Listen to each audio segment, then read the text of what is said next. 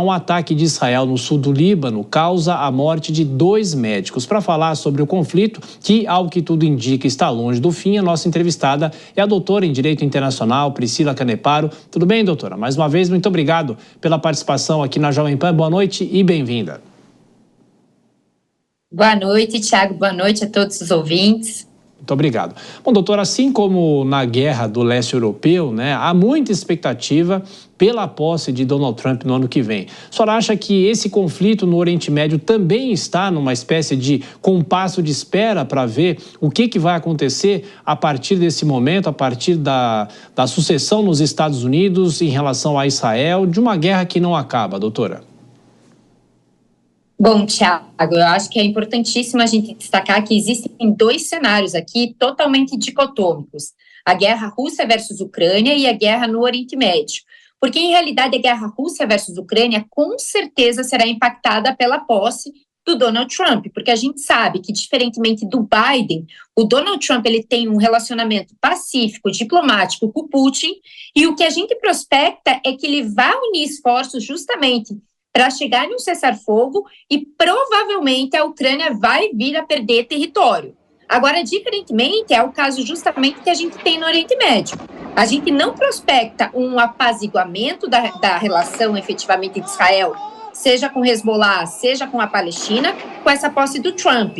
Então, o que a gente prospecta é que a guerra continue, que a guerra perdure e que a gente não tenha o vislumbre da finalização com a posse do Trump.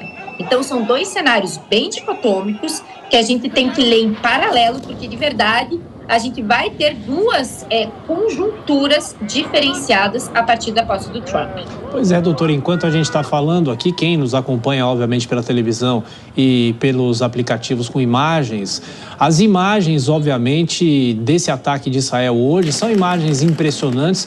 De qualquer forma, não é, doutora? Se esperava que essa guerra se escalasse. Em um determinado momento, ao que tudo indica também, houve um esfriamento, mas a guerra já virou rotina naquela região com outros atores envolvidos. Thiago, a problemática que a gente observa é uma escalada a nível para além do regional, uma escalada que vai se dar uma guerra total, que a gente fala assim no Oriente Médio, principalmente se porventura houver um aprofundamento das relações de interferência justamente do Irã, porque aí sim o Trump vai ter uma intromissão ainda mais direta, porque a gente sabe que o relacionamento Trump e Irã é extremamente problemático. É só a gente retomar um pouquinho do começo de 2020, que a gente tinha uma grande tensão entre esses 2 estados. Então, o que a gente se preocupa em relação a esse conflito é justamente se os ataques entre Israel e Irã tomarem grandes proporções, porque, de fato, a gente observa que Israel vem atacando o Líbano, mas a gente não está prospectando, por assim dizer, um avanço para além do Líbano. O problema vem a ser se o Irã, porventura, vier a responder o último ataque de Israel e continuar essa escalada. Aí a gente sabe que nós teremos uma grande imersão na perspectiva regional, podendo gerar, sim, uma guerra total. Doutora Priscila, vou chamar os nossos comentaristas, Dora Kramer, Cristiano Vilela. Dora faz a próxima pergunta. Dora. Boa noite. Eu quero falar sobre a composição do governo Trump. Queria a sua visão sobre essa composição, digamos assim, no mínimo polêmica, porque já rendeu até uma desistência e uma substituição. É uma composição, assim, como é que eu vou usar a palavra? Radicalizada, tá certo? E o que a gente pode, com esta composição, projetar para um exercício do governo Trump em relação ao primeiro mandato dele? Bom, Dora, eu acho que essa pergunta é extremamente pertinente, porque a gente tem um cenário completamente diferente do Trump 1, do primeiro mandato dele. Porque o primeiro mandato existia toda uma perspectiva de dúvida em relação a como seria a figura do Trump e não existia um apoio majoritário do Partido Republicano em relação a esse governo. A gente está em uma projeção agora totalmente diferenciado para esse mandato do Trump 2. Primeiro, porque ele possui majoritariamente, uma vasta maioria de apoio republicano. Segundo, ele vai ter a maioria do Senado e vai ter grande apoio na Câmara também, que leva, por consequência, com que as medidas que foram propostas em um plano de governo, em uma campanha eleitoral, possam muito mais facilmente ser adotadas, e aí a gente entra na composição governamental daquilo que nós já conhecemos. Então, nós temos, né, uma pessoa extremamente polêmica para cuidar da questão efetivamente da saúde, que é uma pessoa que se posicionou fervorosamente contrária à questão da vacinação, né, quase que um líder do movimento anti-vax. Então, a gente já tem aí a primeira, né, conjuntura do Trump justamente tomando forma daquilo que ele não conseguiu no seu primeiro mandato. Segundo, quem vai cuidar da educação? E aí é importantíssimo a gente destacar. É uma pessoa que é ligada muito às empresas, né, ao setor de entretenimento, efetivamente. Não é uma pessoa que tem uma experiência no âmbito da educação. A gente sabe que nos Estados Unidos é um pouquinho diferenciada essa perspectiva, porque cada estado ente federativo possui uma autonomia maior do que o caso brasileiro, mas ainda assim por assim dizer, curioso, né, o Trump ter nomeado essa pessoa justamente para cuidar da educação. E o último ponto que eu acho ainda um pouquinho duvidoso é como vai ficar o Elon Musk nesse governo.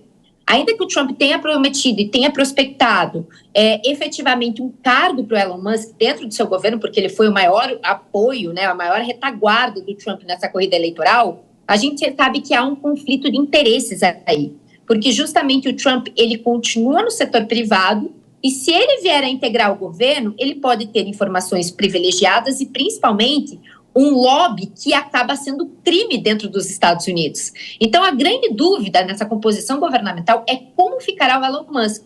A gente sabe que algumas nomeações já foram, né, por assim dizer, feitas, e a gente sabe que, de fato, são polêmicas, mas é justamente o governo Trump que a gente esperava. Agora, o Elon Musk, eu realmente estou muito curiosa para saber como é que vai dar essa convergência de interesses, tanto pessoais quanto governamentais. Doutora, a pergunta agora de Cristiano Vilela. Professora, boa noite. Nós tivemos nos últimos dias um mandado de prisão expedido pelo Tribunal Penal Internacional em face de Netanyahu.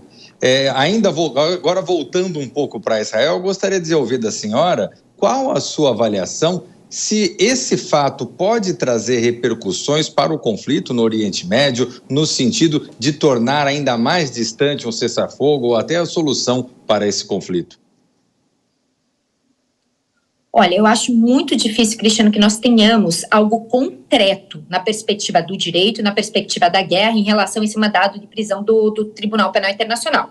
Primeiro ponto que eu acho que é importantíssimo deixar claro é que, indiretamente, essa decisão do Tribunal Penal Internacional, ela reproduz a fala que, de fato, a Palestina é um Estado.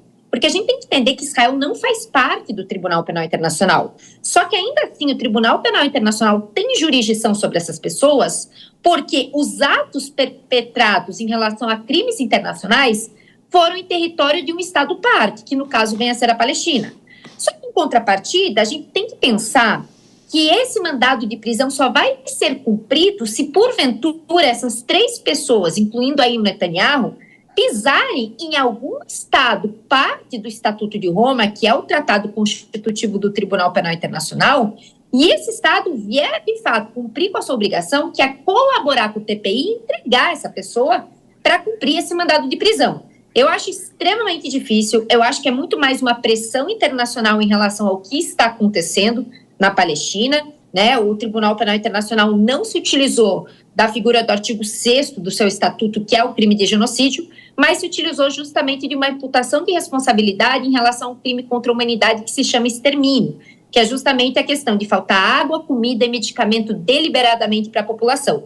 A gente sabe que, né, enfim, essa situação está sendo televisionada, essa situação da falta de empenho e a proibição da entrada de comboios, então eu não acho que traz nenhuma novidade e não acho que vai trazer um impacto direto na guerra e muito menos um impacto prático para essas três pessoas que vieram, né, a ser expedido um mandado de prisão contra elas. E, doutora, e só para concluir, dentro disso que a senhora está falando, o primeiro-ministro da Hungria convidou Benjamin Netanyahu para visitar o país. Lá ele corre algum tipo de risco, na visão da senhora?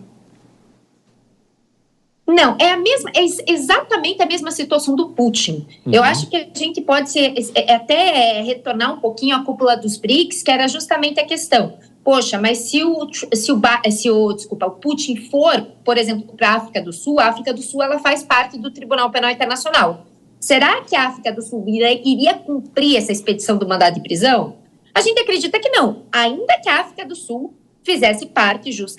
faça parte do Estatuto de Roma. Agora, em relação à Hungria, a Hungria não faz parte desse Estatuto de Roma. Então, por consequência, ela não tem nenhuma obrigação para com o Tribunal Penal Internacional para cumprir e colaborar com esse TPI. Então, o que a gente vê é uma posição muito segura para que o Netanyahu venha, de fato, a visitar a Hungria, como, por exemplo, o Putin visitou a China e, de fato, não houve qualquer consequência prática em relação a essa entrega do Putin para o TPI, porque justamente são estados não signatários do Tratado de Criação do Tribunal Penal Internacional. Conversamos com Priscila Caneparo, doutora em Direito Internacional. Muito obrigado mais uma vez por atender a Jovem Pan, doutora. Um bom fim de semana e até a próxima. Obrigada, igualmente.